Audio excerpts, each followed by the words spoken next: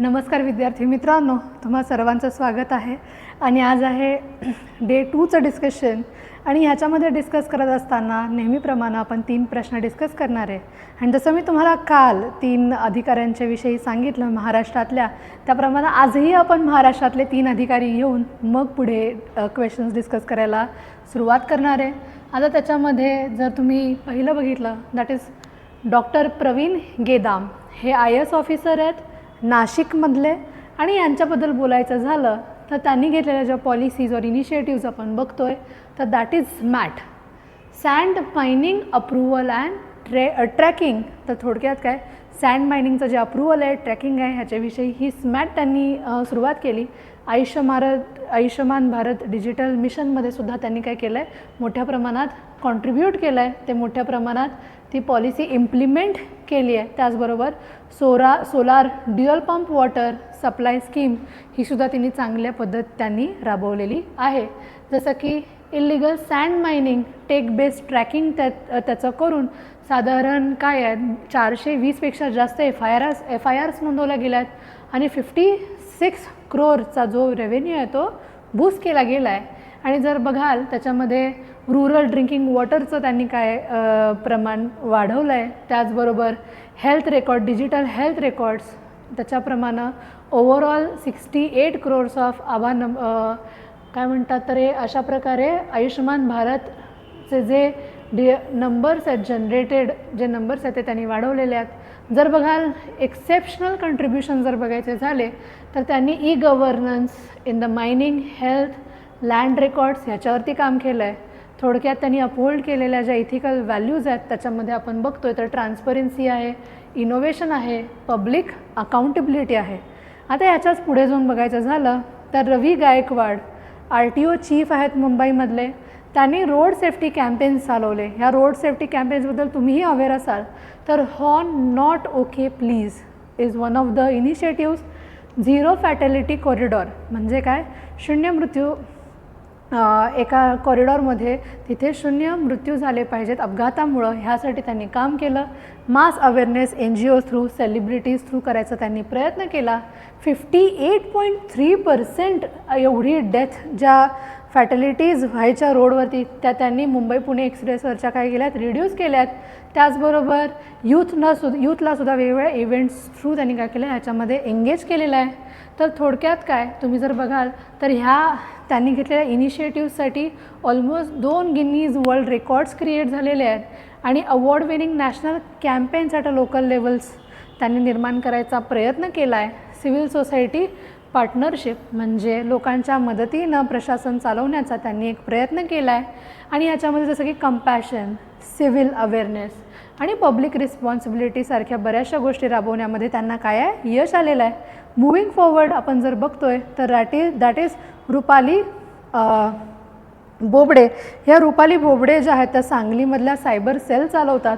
तर cyber safety program for woman, cyber crime forensic using AI आणि blockchain. थोडक्यात काय, रुरल वुमनना ऑनलाईन फ्रॉडपासून वाचवण्यासाठी त्यांनी बरेचसे प्रोग्राम्स आणि बरेचसे इनिशिएटिव्ज रन केले आहेत. त्यामुळं applied forensic tech in the rural cyber crime areas.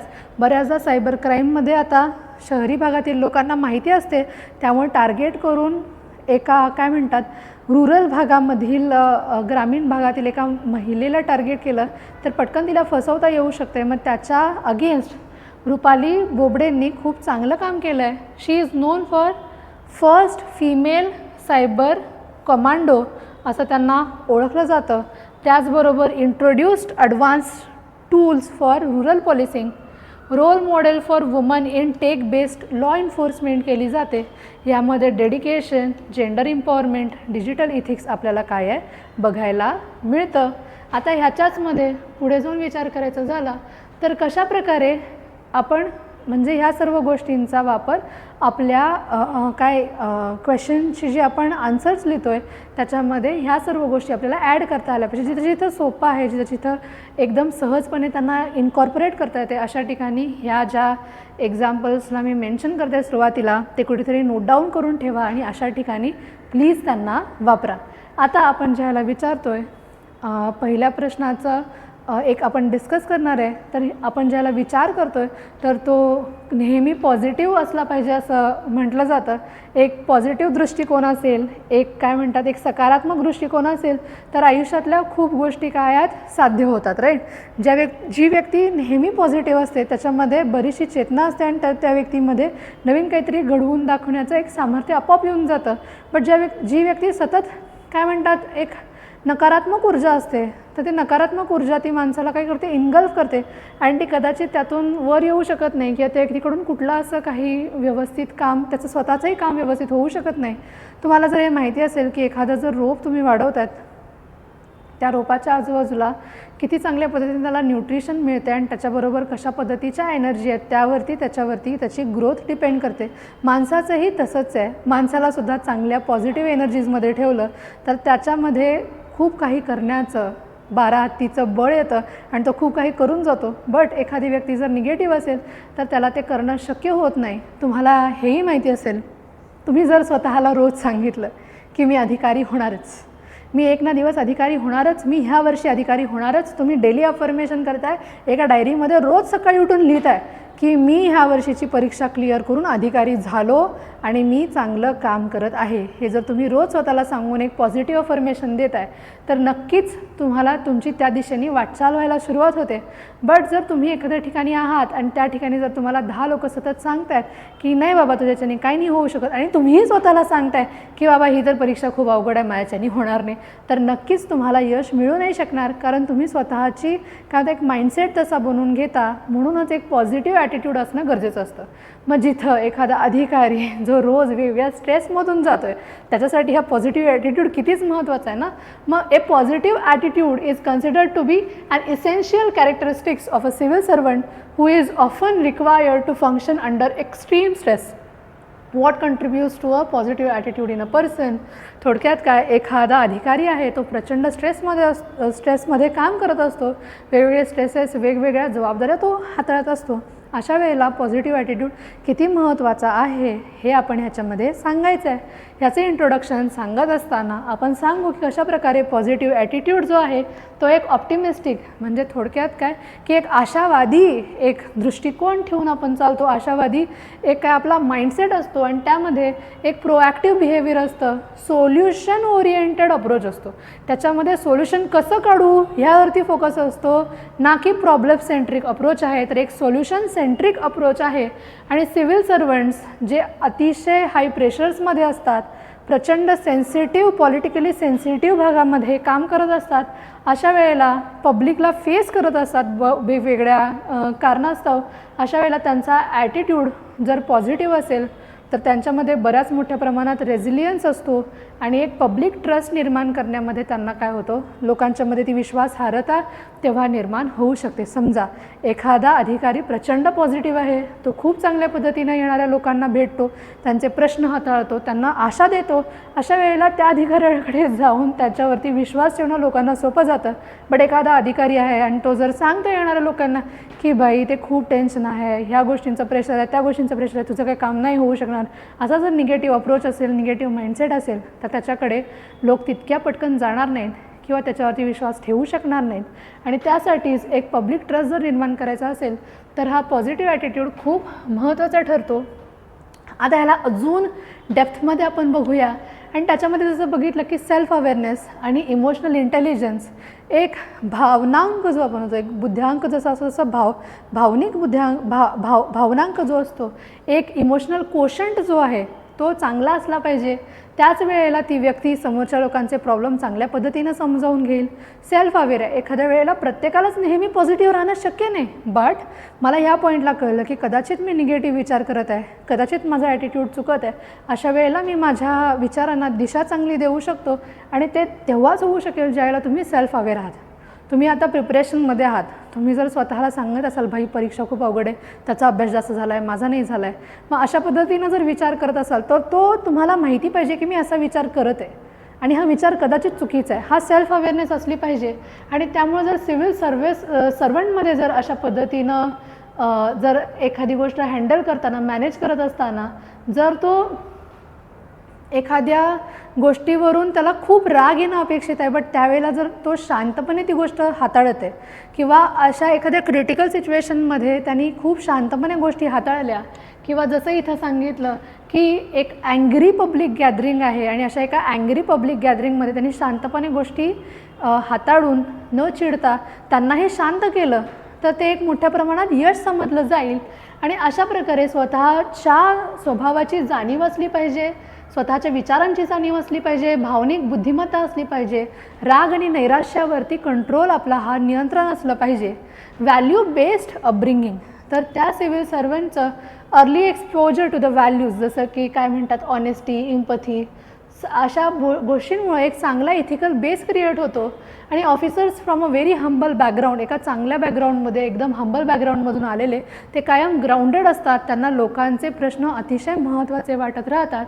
जसं की मूल्याधारित संगोपन झालं असेल तर घरातील नैतिक मूल्यांचा प्रभाव ह्या त्यांच्या वागण्यामध्ये होत असतो.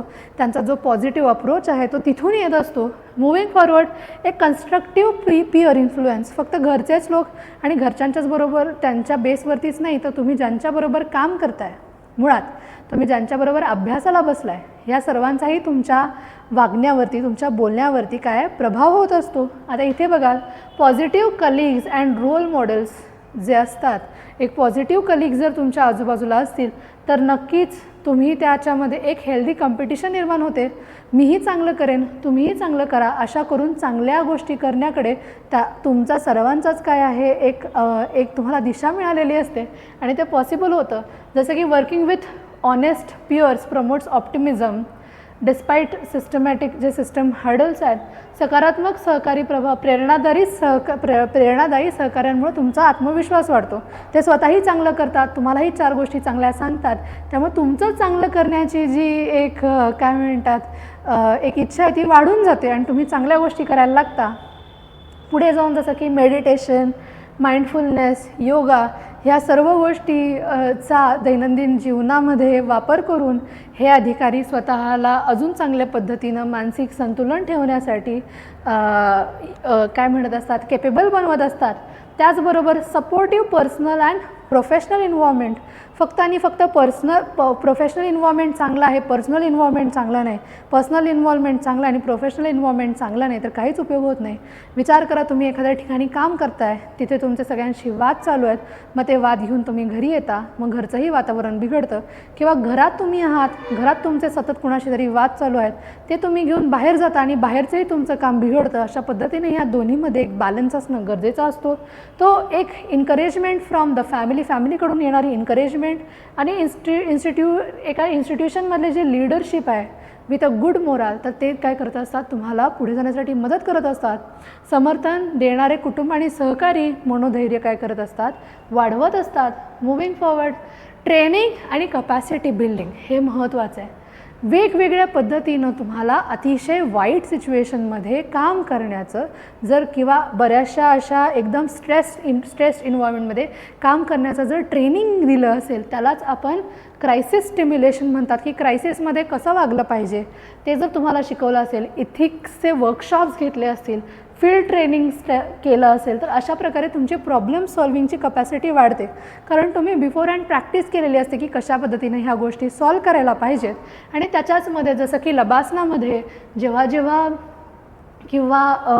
जेव्हा आयोगाचे लोक निवडून जातात, अशा ठिकाणी त्यांचे जे ट्रेनिंग्स होतात, त्यांचे जे सिम्युलेशन्स होतात, त्याच्यामध्ये त्यांना वेगवेगळ्या स्ट्रेसेसमध्ये काम करायचं, स्टेट ट्रेनिंग सेंटर्समध्ये त्यांना वेगवेगळ्या स्ट्रेसेस अंडर काम करायचं ट्रेनिंग दिलं जातं आणि त्यामुळे त्यांना बऱ्याचशा स्ट्रेसेसमध्ये एकदम पॉझिटिव्ह ॲटिट्यूड ठेवणं शक्य होतं. त्याचबरोबर spiritual anchoring and or service orientation, ह्याच्यामध्ये एक लोकांची मदत करणं, लोकांची सेवा करणं, हा सेवाभाव जितका स्ट्रॉंग असेल तितक्या त्याच्यामध्ये येणाऱ्या अडचणी छोट्या वाटायला लागतात. ऑफिसर्स लाईक TN सेशन आहेत, strength from the sense of duty to democracy, ज्यांना त्यांच्या ड्युटीवरती खूप निष्ठा असते आणि त्या पद्धतीनं ते काम करायचा प्रयत्न करत असतात, त्यांच्यासाठी येणाऱ्या अडचणी खूप छोट्या असतात आणि ते पॉझिटिव्हली काय करत असतात, काम करत असतात. त्याचप्रमाणे धार्मिक आणि सेवा जी एक सेवावृत्ती आहे, ती सेवावृत्ती, राष्ट्रसेवा हीच त्यांची काय असते, प्रेरणा असते. पुढे जर बघाल, past successes and learning experience of overcoming past hurdles, आधी संकटांवरती मात करून पुढं जाण्याचा अनुभव असेल तर तो अनुभवही काय करत असतो, एक पॉझिटिव्ह ॲटिट्यूड देत असतो आणि त्यामुळं भूतकाळातील अनुभवांमुळं एक आत्मविश्वास काया वाढलेला असतो. त्याचबरोबर गोल क्लॅरिटी आणि इथिकल कन्व्हिक्शन, त्याच्यामध्ये officer committed to the tribal where doesn't get discourage by the political hurdles, ज्याच्यामध्ये जर तुम्ही बघाल एखाद्या ट्रायबल वेलफेअर एखाद्या काय म्हणतात एखाद्या आदिवासी समाजाची सेवा करायचं ठरवलेला एखादा अधिकारी असेल तर त्याला प्रचंड संकट येणार असतील आणि खरं त्याचं जे एक उद्दिष्ट आहे त्याच्याबद्दल जर तो क्लिअर असेल तर त्याला त्याच्यामध्ये कुठल्याही आल्या अडचणी फार मोठ्या वाटत नाही आणि अशा पद्धतीनं तो कार्य करत राहतो. त्याचं उद्दिष्टांवरती लक्ष काय असतं, केंद्रित असतं आणि अशा प्रकारे ओव्हर द पिरियड तो सिव्हिल सर्वंट गोष्टींमध्ये एक पॉझिटिव्ह ॲटिट्यूड ठेवत असतो. म्हणूनच एक political attitude is not इनेट, it is cultivated through a combination of inner strength, external support, value based living आणि कंटिन्युअस लर्निंग. फक्त आतूनच तो असा एक पॉझिटिव्ह ॲटिट्यूड नसतो तर तो ओव्हर द पिरियड काय आहे तो बनत चालला आहे. कशामुळं एक स्वतःची आतली आत्मशक्ती जी आहे, त्याबरोबर बाह्य ह्याच्यामध्ये जे आपले लोक आहेत, आपले जे कलिग्ज आहेत, आपले जे घरचे आहेत, त्यांच्यामधून मिळणारं एका व्हॅल्यू बेस्ड, त्यांना राष्ट्रसेवा ही महत्त्वाची गोष्ट वाटते, प्रामाणिक राहणे ही महत्त्वाची गोष्ट वाटते, आपल्या कामाप्रती त्यांची निष्ठा आहे. तर अशा वेळेला आणि एक कंटिन्युअस लर्निंग, त्या नवीन येणाऱ्या संकटातून ते शिकत आहेत, त्यामुळं हा पॉझिटिव्ह ॲटिट्यूड बनतो. आणि for civil servant it becomes a crucial asset that इन्शुअर्स ethical conduct, public trust and effective governance under pressure. तर अशा पद्धतीनं ते चांगल्या पद्धतीने काम करण्यासाठी त्यांना ह्या गोष्टी काय करत असतात, प्रेरणा देत असतात. This was all about first question. Moving to the second question, Swachh Bharat mission, जे तुम्हाला सर्वांना माहिती आहे. तर आता how could social influence and persuasion contribute to the success of a Swachh Bharat mission. ह्याच्यामध्ये मोठ्या प्रमाणात इन्फ्लुएन्सचा आणि पर्स्युएशनचा कशा पद्धतीनं एका चांगल्या पद्धतीनं यूज केला गेला आहे स्वच्छ भारत मिशनमध्ये, ह्याच्याबद्दल तुम्हाला माहिती द्यायची आहे याच्यामध्ये. तर स्वच्छ भारत अभियान काय आहे हे पहिलं आपल्याला माहिती पाहिजे. स्वच्छ भारत अभियान जे आहे 2014मध्ये लॉन्च केलं होतं आणि त्याचं लॉजिकच होतं की उघड्यावरती शौचास लोकांनी जाऊ नये आणि त्याच्याचप्रमाणे जे घनकचरा व्यवस्थापन आहे त्या घनकचरा व्यवस्थापनामध्ये संपूर्ण भारतामध्ये काम केलं गेलं जावं ह्यासाठी हे अभियान होतं. तो ह्याच्यामध्ये इन्फ्रास्ट्रक्चर जसं की टॉयलेट असेल, वेस्ट बिन्स असेल, हे इसेन्शियल आहेत. तसंच एक बिहेवियरसुद्धा महत्त्वाचं आहे जो की एक सर्वात मोठं चॅलेंज आहे. फक्त सगळीकडं टॉयलेट्स उभे केले बट ते लोकांनी टॉयलेट्स वापरलेच नाही तर त्याचा काहीच यूज नाही होणार. तर ह्याच कॉन्टेक्स्टमध्ये सोशल इन्फ्लुएन्स आणि पर्स्युएशन खूप मोठं काय करतात, रोल प्ले करतात. लोकांच्यावरती पटकन जर इन्फ्लुएन्स होत असेल एखाद्याचा आणि एखाद्या इन्फ्लुएन्शियल व्यक्तीने एखादी गोष्ट सांगितली, जसं की बऱ्याचशा मुलांसाठी विराट कोहलीचे जे फॅन्स आहेत त्यांच्यासाठी विराट कोहलीने एखादी गोष्ट सांगितली, अरे म्हणजे ते बरोबरच असेल किंवा विराट कोहलीने हे केलं म्हणजे करेक्टच असणार आहे. तर अशा पद्धतीचा एखादा जर तुमचा कोणीतरी रोल मॉडेल असेल, त्यांनी सांगितलेली गोष्ट त्याच्या इन्फ्लुएन्स अंडर येऊन तुम्ही काय करता, शिकता. किंवा अशा लोकांनी तुमची समजूत काढली तर तुम्ही त्यांच्याकडून समजावून घेता. तर अशा पद्धतीनं अशी समजूत काढणं किंवा अशा प्रकारे प्रभावी करणं, ह्या गोष्टींच्या मधून कशा पद्धतीनं यश मिळवलं जाऊ शकते अशा अभियानांचं ह्याच्याविषयी आपण ह्या प्रश्नामध्ये सांगणार आहे. तर थोडक्यात अशा पद्धतीनं काय आहे बाबा स्वच्छ भारत अभियान आणि कशा पद्धतीनं त्याच्यामध्ये काय करणं अपेक्षित आहे याची एक छोटीशी इंट्रोडक्शन आपण लिहिणार आणि मग हळूहळू आपण काय करू, पुढे जाऊ. जसं बघाल की रोल मॉडेल आणि सेलिब्रिटी इन्फ्लुएन्स. सेलिब्रिटीजनी एखादी गोष्ट सांगितली, सेलिब्रिटी एखादा जर ब्रँड वापरते तर तो ब्रँड माझ्याकडेही असला पाहिजे, मीही तो ब्रँड वापरेन, अशी एक साधारण सामान्य माणसाची अनुकरणाची वृत्ती असते. तर त्याचप्रमाणे सेलिब्रिटीज, क्रिकेटर्स, स्पिरिच्युअल लीडर्स ह्यांच्या थ्रू मास अपील म्हणजे लोकांना जागृत करण्यासाठी बऱ्याचशा गोष्टी घडवल्या जातात. आणि त्याच्याचमध्ये जसं की अमिताभ बच्चन आहे, बऱ्याचशा ॲड्समध्ये तुम्ही पाहिलं असेल, किंवा अक्षय कुमारची फिल्म आहे टॉयलेट एक प्रेम कथा, राईट, त्याचबरोबर बाबा रामदेव यांनी सॅनिटेशनबद्दलचे मेसेजेस लोकांच्यामध्ये स्प्रेड केले. तर ह्यांच्या थ्रू लोकांच्या आदर्श व्यक्ती जेव्हा प्रचार करतात तेव्हा लोक झपाट्याने सवयी बदलतात आणि सवयींमध्ये फरक दिसून येतो. त्याच्यानंतर community norm and peer pressure यामध्ये बघाल विलेजेस जे आहेत ते एकमेकाबरोबर स्पर्धा करतात open defecation free due to peer comparison. थोडक्यात काय, वेगवेगळी जर गावं आहेत त्या गावांमध्ये जर स्पर्धा लावून दिली की ओपन डेफिकेशन फ्री, उघड्यात शौच जाण्याच्या विरोधात ओपन डेफिकेशन नाही केलं गेलं पाहिजे याच्या अगेन्स्ट एक चांगली एखादी स्पर्धा चालू केली तर लोक आपोआपच टॉयलेट वापरायला लागले हे आपल्या लक्षात आलं.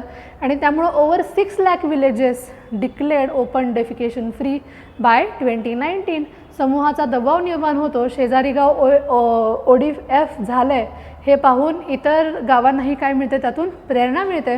पॉझिटिव्ह रिइन्फोर्समेंट आणि अवॉर्ड्स, तर ह्याच्यामध्ये एखादा अवॉर्ड दिला ह्या सगळ्या गोष्टी फॉलो करण्यासाठी तर त्यामध्ये बऱ्याचशा पंचायत, ग्रामपंचायत आणि स्वच्छता कॅम्पेन्स आहेत ह्या सस्टेनेबल म्हणजे एक बिहेवियर चेंज करण्यामध्ये मदत करतात. जसं की बघाल निर्मल ग्राम पुरस्कार हा कुणाला दिला जातो, सक्सेसफुल विलेजेसना दिला जातो. अशा पुरस्कार आणि गौरवांमुळं काम केल्यानंतर गौरव मिळतो किंवा त्यांना प्रतिष्ठा मिळेल, त्यामुळे ते प्रेरित होतात आणि चांगल्या गोष्टी, चांगल्या सवयी आत्मसात करायला लागतात. त्याचबरोबर behavioural change communication, door to door zone campaigns, wall paintings, jingles अशा पद्धतीनं जर गोष्टी केल्या तर अजून चांगल्या पद्धतीने त्याचा प्रभाव होतो. जसं की दरवाजा बंद हा जो कॅम्पेन होता, या दरवाजा बंद कॅम्पेन जे एक मेल रेझिस्टन्स होता टॉयलेट्स वापरण्याकडं, त्याच्यासाठी हा दरवाजा बंद कॅम्पेन चालू केला होता. वर्तणुकीतील बदलासाठी केलेल्या मोहिमा बऱ्याच मोठ्या प्रमाणामध्ये सक्सेसफुल होताना आपण पाहिलेले आहेत, त्यांचं यश आपण बघितलेलं आहे. सोशल मीडिया आणि डिजिटल इन्फ्लुएन्स जो बघतोय, स्वच्छ Bharat influence shared before and after photos, म्हणजे आधी गाव कसं होतं आणि स्वच्छ भारत अभियानानंतर गाव कसं आहे असे बिफोर आणि आफ्टरवाले फोटोज जसे आपण टाकतो, तर त्याच्यामध्ये IAS ऑफिसर दुर्गा शक्ती नागपाल यांनी असे रिअल टाईम फोटोज शेअर केले होते, ज्याच्यावरून प्रेरित होऊन लोकांना लक्षात आलं की ही जर आपण स्वच्छ भारत अभियान फॉलो केलं तर आपलं गावही इतकं सुंदर दिसायला लागेल. आणि त्यामुळं सकारात्मक गोष्टी शेअर करून एक मोठ्या प्रमाणात जनजागृती केली होती.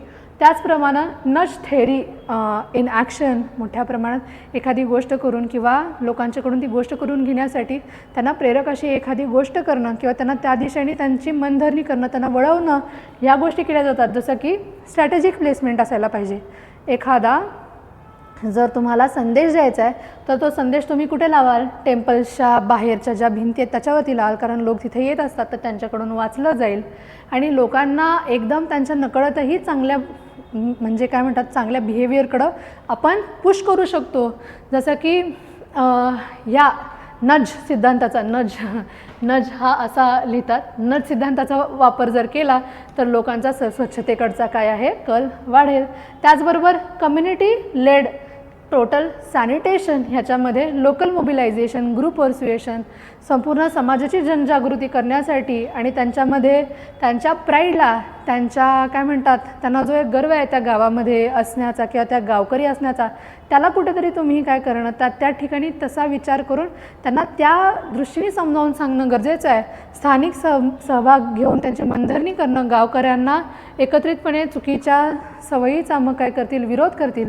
जर ती गोष्ट प्राईड, आता माझ्या म्हणजे साधारण जर मी एक गावकरी आहे, माझ्या घरी टॉयलेट आहे आणि त्याचा जर मला अभिमान आहे तर तो अभिमान तो मला जर वाटत असेल तर गावातल्या प्रत्येक व्यक्तीला ज्याच्याकडे टॉयलेट आहे त्याला ज्याचा अभिमान आहे की नाही आमच्या घरी टॉयलेट आहे, तर अशा पद्धतीनं लोकांचं काय आहे त्याच्याकडे बघण्याचा ॲटिट्यूड चेंज होऊ शकतो. अशा प्रकारे कम्युनिटी लेड टोटल सॅनिटेशन म्हणजे थोडक्यात काय तर सर्वांना एका दिशेने टू मेक देम फील की ते जे करतात ते योग्य आहेत आणि त्याच्या दृष्टीने त्यांची मनधरणी करणं खूप महत्त्वाचं असतं.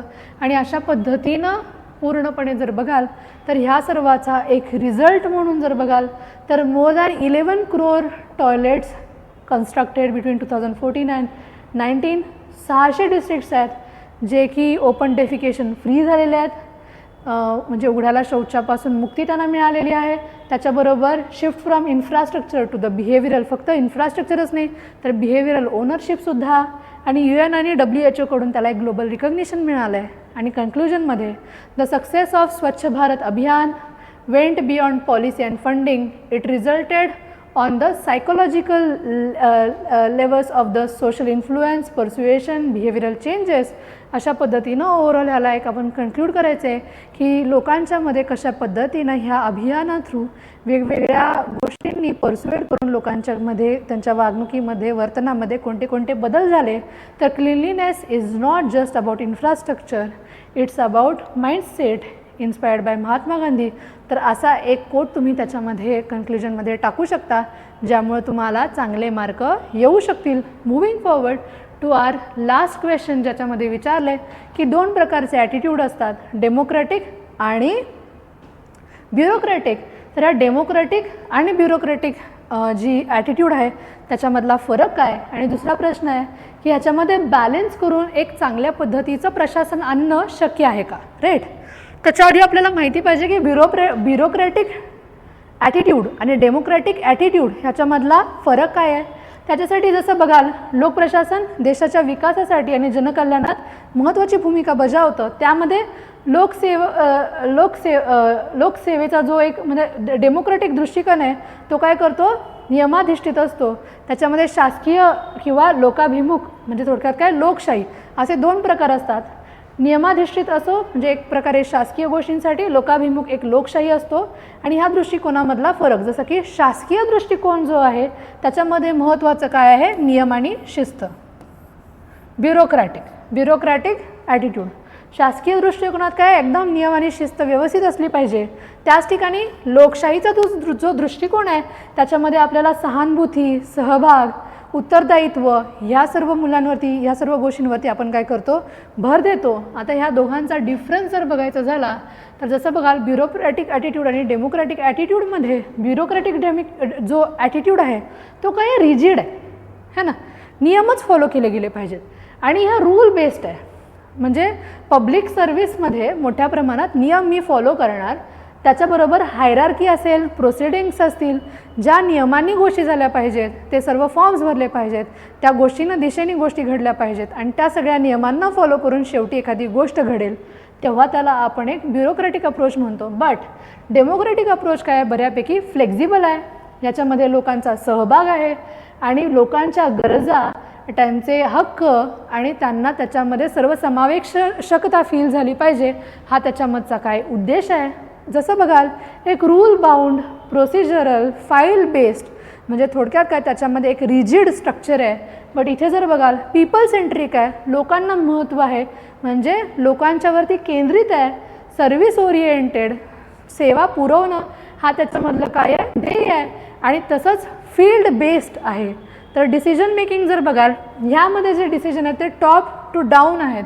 म्हणजे थोडक्यात काय हायरार्कीमधील वरची जी एखादी इन्स्टिट्यूट आहे और व्यक्ती आहे ती गोष्ट ठरवते आणि मग हे जे नॉर्मल लोक आहेत ह्या नॉर्मल लोकांवरती काय केल्या जातात, गोष्टी लागू केल्या जातात. इथे गोष्टी काय केल्या, डिसिजन मेकिंग झालं, इथं निर्णय घेतला गेला तो निर्णय लोकांच्यावरती लागू केला जातोय. बट इथं काय आहे, बॉटम अप अप्रोच आहे. बॉटम अप अप्रोचमध्ये काय आहे, हे जे लोक आहेत हे सर्व लोक मिळून काय करतात, हे स्टेकहोल्डर्स आहेत, हे गोष्टी ठरवतात आणि त्यानंतर ह्यांच्याकडून बऱ्याचशा गोष्टी ऐकून घेऊन मग इथे पॉलिसी डिसिजन मेकिंग होते. बट ह्या सर्वांचा ह्याच्यामध्ये काय आहे, सहभाग आहे आणि ह्या सहभागावरून काय होतं आहे, बॉटम अप अप्रोच आहे. आणि ह्याच्यात बघाल एक पॉलिसी बनवली आणि ती लोकांच्यावरती डिरेक्टली लावून दिली और नियम लावून दिले, हा काय आहे एक टॉप डाऊन अप्रोच आहे. हा काय आहे बॉटम अप अप्रोच आहे. आता याच्यामध्ये बघाल ब्युरोक्रॅटिकमध्ये काय फॉर्मल आणि हायरार्किकल आहे. इथे बघाल ओपन आणि पार्टिसिपेटरी लोकांचा ह्याच्यामध्ये सहभाग आहे. डेमोक्रेसी शब्दातच आहे, लोकांसाठी है ना. तो आता ही कुणी दिली ह्याच्यावर तुम्ही बऱ्याच विद्यार्थ्यांना प्रश्न विचारला, कुणालाच माहिती नसते. अब्राहम लिंकनांनी दिलेली ती व्याख्या आहे, ज्याच्याबद्दल ती व्याख्या देतात आणि शेवटी कोणतरी म्हणून देतं की हां ही गांधीजींची व्याख्या आहे. त्यामुळे कोट लिहिताना सुद्धा कुणी कुठला कोट दिला ते लिहा आणि त्या कोट्समध्ये सुद्धा ना व्हेरिएशन असायला पाहिजे. आपल्याकडे माहिती आहे की आपले शिवाजी महाराज बेस्टच आहेत, ते तुम्ही घालू शकता. बट मग तुम्ही पण शिवाजी महाराजांचं किंवा बेसिक गांधीजींच्या तर कोट्समध्ये बरीचशी काय आहेत व्हेरिएशन्स आता आपल्याला बघायला मिळतात.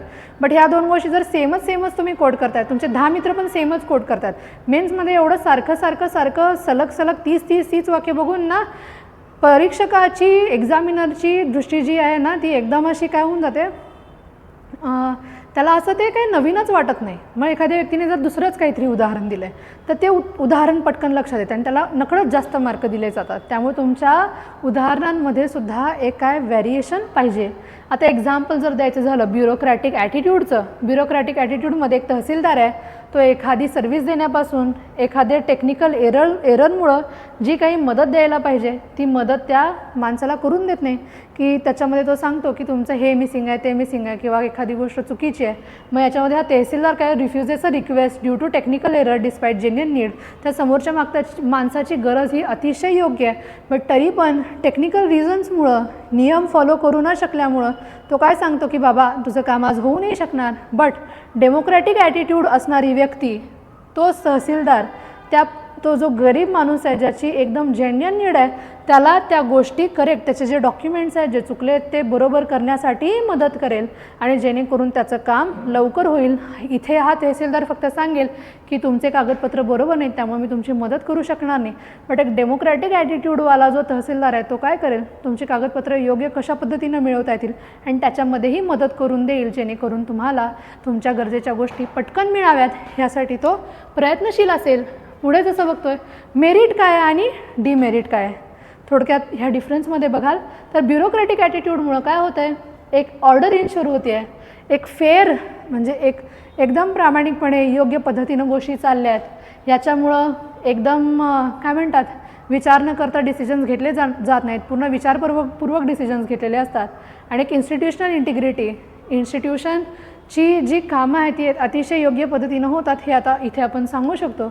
बट ह्याचीच जर डिमेरिट बघायची झाली तर त्यामुळं काय होतं आहे, रेड टेप ऑर डिलेज. मग काम करून घेण्यासाठी काही लोक त्या प्रोसेसमधून जात असताना फुकटचे पैसे चार्ज करतील. ऑफिस म्हणून एक सिरीज एक सिरियल यायची आधी ज्याच्यामध्ये एक फाईल एकाच ऑफिसमध्ये एक फाईल दुसऱ्या व्यक्तीकडे आणि त्या अख्ख्या प्रोसेसमध्ये त्या व्यक्तीकडून बरेचसे पैसे लुटले गेले जायचे आणि ते लुटले गेलेले पैसे म्हणजे करप्शन केलं जायचं. मग अशा पद्धतीनं एक रेड टेप म्हणजे काय हायरार्कीमध्ये प्रत्येकाकडे ती फाईल जाताना प्रत्येकाला पैसे चारले जातात अशा पद्धतीच्या गोष्टी चालू होतील. कारण याच्यामध्ये काय नियमांना जास्त महत्त्व दिलं जाईल. याच्यामुळं कॉन्टेक्च्युअल रियालिटीज म्हणजे थोडक्यात काय की कशा पद्धतीनं काम केलं गेलं पाहिजे. काही ठिकाणी हे नियम विनाकारण आहेत हेही लक्षात घेतलं जाणार नाही. त्याचबरोबर एलियनेट्स कॉमन सिटिझन, त्या सामान्य नागरिकाची ह्याच्यामध्ये बरीचशी प्रचंड गळचेपी होते. त्यानंतर डेमोक्रॅटिक जर बघितला तर ह्यामुळं काय इनोव्हेशन, रिस्पॉन्सिव्हनेस वाढतो, लोकांचा गव्हर्नमेंटमधला ट्रस्ट वाढतो, सिटिझनना इम्पॉवर केलं जातं.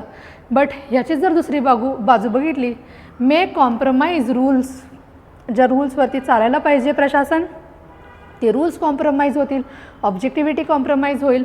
त्याचबरोबर ह्यामुळं एक पॉप्युलिझम वाढेल. एखादा अधिकारी बाबा हा असाच मदत करून देतो आणि हा नियम पाळत नाही, हा अशाच पद्धतीनं गोष्टी आपल्याला करून देऊ शकतो, त्यामुळे तो जास्त फेमस होईल आणि त्यामुळे एक इनइफिशियन्सी आहे ती एक प्रकारे चेक केली जाणार नाही आणि अशा पद्धतीनं बऱ्याचशा गोष्टी चुकूही शकतात.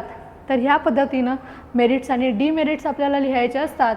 मग आता बॅलेन्स करणं का गरजेचं आहे ह्या दोन्हीसाठी का, तर ब्युरोक्रॅटिक व्हॅल्यूज आपल्याला काय देतात, एक प्रकारे फेअरनेस देतात, न्यूट्रॅलिटी देतात, एक रूल ऑफ लॉ देतात. डेमोक्रॅटिक व्हॅल्यूज आपल्याला काय देतात, एक रिस्पॉन्सिव्हनेस देतात, इम्पथी देतात, सर्वसमावेशकता म्हणजेच काही इन्क्लुझिव्हनेस देतात आणि developmental needs of a rule based structure. But also rule based structure पण असलं पाहिजे, बट त्याच्यामध्ये एक फ्लेक्झिबिलिटी असली पाहिजे ह्युमन रियालिटीजसाठी. कारण प्रत्येक वेळेलाच गोष्टी नियमांमध्ये बसवायचा प्रयत्न करत असताना एखादी जर जेन्युइन व्यक्ती असेल, त्या जेन्युइन व्यक्तीला मदत नाही झाली तर कायच अर्थ आहे, राईट. तर अशा पद्धतीनं हे काम केलं गेलं पाहिजे. तर आता बॅलेन्सिंग कशा पद्धतीनं करू शकतो आहे, तर त्याच्यामध्ये बॅलन्स करण्यासाठी ट्रेनिंग अँड इथिक्स ह्याच्यामध्ये प्रशिक्षण आणि नैतिकतेचा समावेश केला. लबासना किंवा स्टेट अकॅडमीज आहेत जिथे ट्रेनिंग दिलं जातं, तिथे त्यांना तुम्ही एम्पथी पण शिकवा, त्यांचा इमोशनल इंटेलिजन्स पण वाढवा आणि त्याबरोबर त्यांना एक लीगल डिसिप्लिन पण शिकवा. त्याचबरोबर सिटिझन्सचे जे फीडबॅक्स आहेत, नागरिकांचे अभिप्राय आहेत, नागरिकांचे जे प्रॉब्लेम्स आहेत, त्याचं एक सोशल ऑडिट केलं गेलं पाहिजे की ज्यामुळं लोकांच्या केंद्रित एखादं प्रशासन चालवलं गेलं पाहिजे. त्याचबरोबर शिस्तीतून निर्णय घेण्याचं एक स्वातंत्र्य असलं पाहिजे. ऑफिसर्सना कधी फ्लेक्झिबल होऊन रूल्स साईडला ठेवून इनजस्टिस जिथे झाला आहे तिथं त्या लोकांना जस्टिस देण्याची ताकद दिली गेली पाहिजे. टेक्नॉलॉजी तंत्रज्ञानाचा वापर झाला पाहिजे. प्रोसिजरल ट्रान्सपरन्सी असलीच पाहिजे. ती प्रोसेस जशी आहे ती फॉलो झालीच पाहिजे. बट लोकांना ॲक्सेस पण योग्य पद्धतीनं मिळाला पाहिजे. तो एक डेमोक्रॅटिक व्हॅल्यू आहे. त्याचबरोबर फील्ड इमर्शन, तर एक प्रकारे फील्ड इमर्शन जर करायचं झालं तर लोकांच्या लेवलला जाऊन समाजामध्ये जाऊन गोष्टी केल्या गेल्या पाहिजेत. ह्या ऑफिसर्सना ग्राउंड रियालिटीज माहिती पाहिजेत. त्यांना फक्त एका ठिकाणी ट्रेन केलं तर नाही, त्यांना लोकांच्यामध्ये पाठवलं पाहिजे. त्यांना त्या गोष्टींची जाणीव झाली पाहिजे की ॲक्च्युअल प्रॉब्लेम्स कसे आहेत ते त्यांच्यामध्ये लक्षात आलं पाहिजे आणि अशा पद्धतीनं गोष्टी घडवल्या पाहिजेत आणि अशा पद्धतीनं गोष्टींकडे फोकस हा ठेवला पाहिजे की त्या माणसाला सहानुभूती निर्माण, त्या अधिकाऱ्याला सहानुभूती निर्माण झाली पाहिजे. तेव्हाच तो चांगला म्हणजे प्रशासन चालवू शकतो. आता एक रिअल लाईफ एक्झाम्पल जर बघायचे झाले तर टी एन शेषन आहेत, त्याच्यामध्ये त्यांनी स्ट्रिक्ट इलेक्टोरल डिसिप्लिन ठेवली. त्याच्याचमध्ये त्यांनी काय वोटर्सना इम्पॉवर केलं. एकदम स्ट्रिक्ट इलेक्टोरल डिसिप्लिन होतं बट लोकांना पण इम्पॉवर केलं. त्यांना पण येऊन वोट करण्यासाठी जी लागेल ती मदत केली. दुर्गाशक्ती नागपाल ज्यांच्याबद्दल मी सांगितलं, तर त्यांनी काय केलं, rule of law in anti mining operations त्यांनी केलंच की अँटी मायनिंग ऑपरेशन्समध्ये बऱ्याच ठिकाणी त्यांनी रूल ऑफ लॉ केला. But she connected deeply with the public needs. लोकांच्या ज्या गरजा आहेत, तिथल्या आजूबाजूचे लोक आहेत त्यांच्याशी पण डीपली कनेक्टेड होते. त्या होत्या. अश्विनी भिडे जे आहेत त्यांनी she managed Mumbai metro with transparent process but again ensured fair rehabilitation. ह्या मुंबई मेट्रोचं काम जे डेव्हलपमेंटल आहे त्यात सगळे नियम जे त्यांनी काय ते केले. त्यामुळे एक शासकीय जी एक काय म्हणतात दृष्टिकोन आहे तो सुद्धा पाळला गेला. बट त्याचबरोबर लोकांना, विस्थापितांना त्यांचं रिहॅबिलिटेशन करण्यासाठी जे जे लागतं तेही पुरवलं. त्यामध्ये त्यांचं काय म्हणतात एक डेमोक्रॅटिक लोकशाहीचा दृष्टिकोन त्यांच्या कार्यामधला दिसून येतो. And towards the conclusion you are going to write की कशाप्रकारे जी ब्युरोक्रॅटिक इंटिग्रिटी आहे आणि डेमोक्रॅटिक रिस्पॉन्सिव्हनेस आहे, ह्या दोन्हींच्या मधूनच एक इफेक्टिव्ह गव्हर्नन्स बनू शकतो. आणि एक public servant must be both guardian of a law and servant of the people. म्हणजे तो लॉ त्यांनी फॉलो केलाच पाहिजे, लॉ त्यांनी व्यवस्थितपणे इम्प्लिमेंट केलाच पाहिजे. बट त्याचबरोबर he is servant of the people. आणि अशा प्रकारे मोठ्या प्रमाणात बोथ जे माइंड्स आहेत, दोन्ही जे दृष्टिकोन आहेत, त्यांना काय केलं गेलं पाहिजे, बॅलन्स केलं पाहिजे. एखादा पब्लिक सर्वंट जो असेल तर as firm as steel in following the constitution and as soft as cotton while dealing with the people. In इंडियामध्ये need civil servants with both bureaucratic spine and democratic school. तर काय आहे, भारताला गरज आहे प्रशासकांची ज्यांच्याकडे नियमांचं भान आहे आणि जनतेच्या सेवेचं एक भान आहे. या दोन्हीचं भान ज्यांच्याकडे आहे अशा एका सिव्हिल सर्वंटची आपल्याला काय आहे, गरज आहे. आय होप यू अंडरस्टूड की कशाप्रकारे एक ब्युरोक्रॅटिक जो ॲटिट्यूड आहे, एक शासकीय दृष्टिकोन आहे, तो थोडक्यात नियम लागू करण्याकडे असतो. आणि एक डेमोक्रॅटिक लोकशाहीचा जो दृष्टिकोन आहे तो काय करतो, तर तो थोडक्यात तुम्हाला लोकांच्या केंद्रित असतो. लोकांना मदत करण्यासाठी त्याचा जास्त कल असतो. तर ह्या दोन्ही ॲटिट्यूडना सोबत आणून चांगल्या पद्धतीनं प्रशासन एक गव्हर्नन्स घडवला, म्हणजे गव्हर्नन्स आपण इम्प्लिमेंट करू शकतो. आणि ह्याच्यामध्ये मग तुम्ही ही जी मी एक्झाम्पल सांगितले ते एक्झाम्पल्स तुम्ही मेन्शन करणं गरजेचं आहे. I hope you understood everything. तुम्हाला लक्षात आलंच असेल की कशाप्रकारे आपण उत्तर लिहिणार आहेत. लिहित नसाल उत्तरं ट्राय करा. कदाचित तुमच्यापैकी कुणी लिहिली नसतील तर ह्या सेशननंतर तुम्ही कदाचित थोडं अजून वाचा, नोट्समधून वाचा आणि तो पुन्हा लिहिण्याचा प्रयत्न करा.